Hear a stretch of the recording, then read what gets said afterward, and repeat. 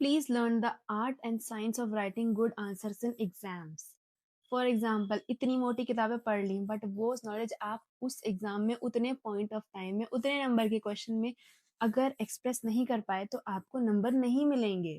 बहुत सारे लोग ऐसे ही फेल हो जाते हैं बिकॉज वो अपनी नॉलेज को उस पेपर पे नहीं लिख पाते। अब ये मत बोल देना कि a single sheet of paper will not define my future, but it will surely define कि आप पास हो रहे हैं कि फेल। और 1 साल बाद या 6 महीने बाद आपको बैक का एग्जाम देना पड़ेगा। तो प्लीज उसकी महत्ता को आप समझिए।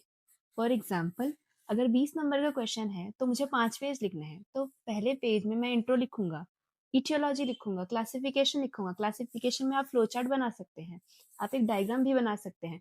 आप अपनी चीजों को कितना अच्छा एक्सप्लेन कर सकते हैं एग्जामिनर के सामने, वो ही है art and science of writing good in exams. ठीक है, सिलेबस के लिए मत रोना, इतना है सिलेबस, पर रोगे ना तो इतना फील होगा वो सिलेबस। इस चीज को समझना। अपने माइंड में अगर तुमने स्ट्रेस ना आने दिया ना तो वो चीज और भी ज्यादा डिफिकल्ट हो जाएगी, आपका ही लॉस होगा इसमें। ठीक है, तो पहले तो बिलीव करना कि हाँ ठीक है, मैं अपना सिलेबस कवर कर लूंगा अच्छे से। दूसरी चीज ये है कि मान लो आपका पूरा सिलेबस नहीं हो पाया बट कुछ चीजें रह गई। फॉर एग्जाम्पल एक यूनिट में 4 चीजें थी, आप 3 पढ़ पाए, चौथी नहीं पढ़ी, तो इसका मतलब ये नहीं कि उसे छोड़ के चले जाना। अगर वो आ जाए तो आपको पता होना चाहिए कि मैं इसमें ये चीजें इंक्लूड कर सकता हूँ। अगेन आपको पता होना चाहिए कि आपको पूरी नॉलेज कैसे कलेक्टिवली वहां पर डालनी है।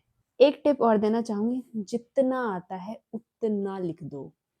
अगर मान लो एक ऐसा क्वेश्चन आ गया जिसमें आपको कुछ आता ही नहीं है, आपके पास जितनी नॉलेज है उतनी डाल दो। आपने किसी का ट्रीटमेंट कहीं देखा, वो ट्रीटमेंट डाल दो। रिसर्च आर्टिकल में कभी कुछ हुआ, वो डाल दो। आंसर को प्लीज छोड़ के मत आना, बिकॉज वो एक रीजन बन सकता है आपके बैक एग्जाम का। कुछ ऐसे श्लोक्स याद कर लो जो कि बहुत ज्यादा कॉमन है, जस्ट 5, और उनको हर जगह लिख डालो। ट्रस्ट मी, ये वर्क करता है। मैंने निदान, पूर्व रूप, इन सब के छोटे छोटे श्लोक याद किए और मैंने वो रोग निदान के हर पेपर में डाल दिया था। निदान लिखने के बाद निदान का श्लोक लिख रही हूँ। तो तुम्हें बहुत ज्यादा स्ट्रेटेजाइज करना है कि आंसर कैसे लिखना है, because it's all about writing. हमेशा रेडी रहना आउट ऑफ सिलेबस क्वेश्चन के लिए, क्योंकि हमारे एग्जाम में हमेशा ऐसा होता है। We are very lucky batch कि हमेशा कोई ऐसा क्वेश्चन आता है जो आउट ऑफ सिलेबस लगता है, एंड अगर उसमें आप पैनिक हो गए तो फिर प्लीज ऑल नाइटर मत करना।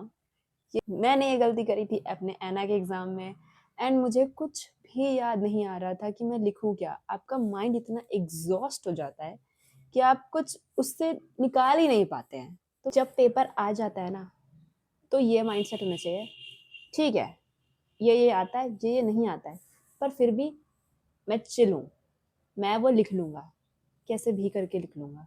चाहे पीछे वाले से पूछूं, चाहे साइड वाले से पूछूं, चाहे टीचर से पूछूं, पर मैं लिख लूंगा। मतलब ये उधर ना पैनिक हो गए ना तो फिर काम खत्म हो जाएगा आपका। तो उस चीज का बहुत ध्यान रखना।